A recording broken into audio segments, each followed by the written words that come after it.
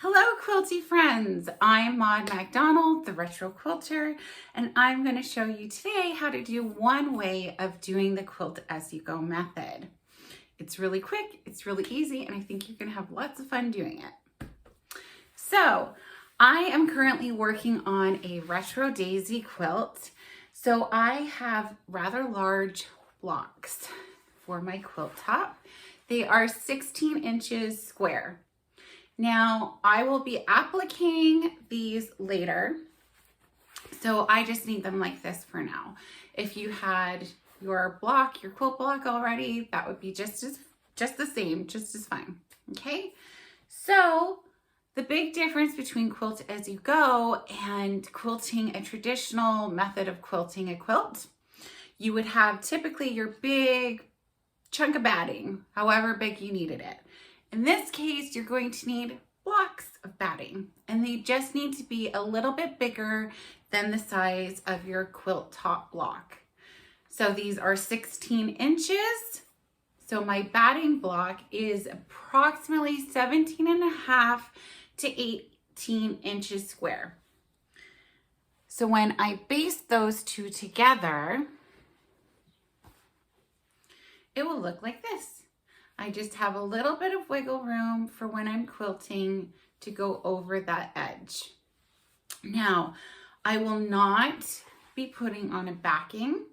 It is only your quilt top block and your batting block. You are going to baste those together, all of them.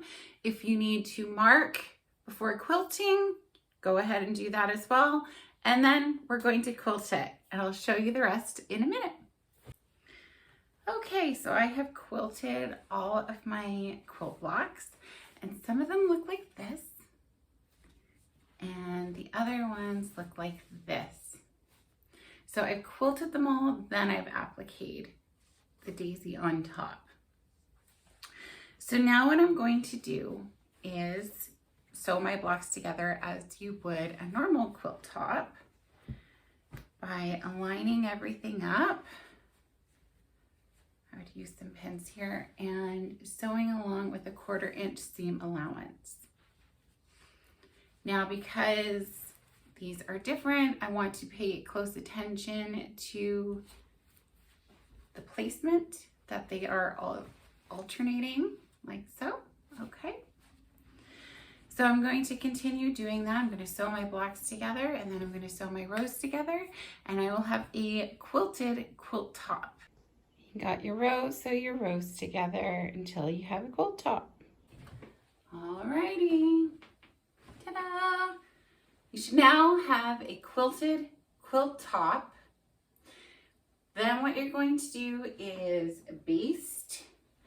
I did it with the quilted quilt top facing down, and then laid my backing on top, and I just use spray adhesive. That's sort of my go-to.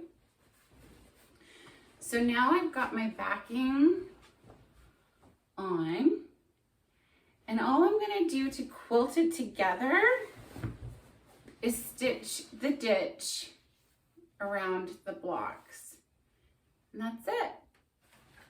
Easy peasy. All right, so I have quilted by stitching the ditch.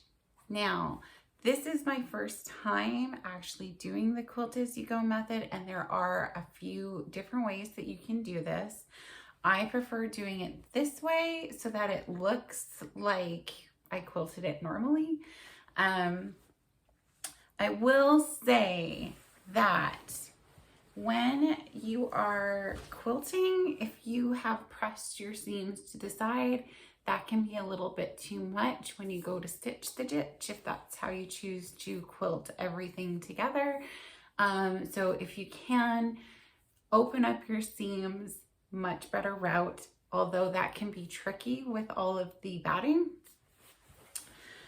That would be my only con out of this experience. I've really enjoyed doing this method. It was quick, it was fun, it was actually physically easier on my body than moving this big heavy quilt around.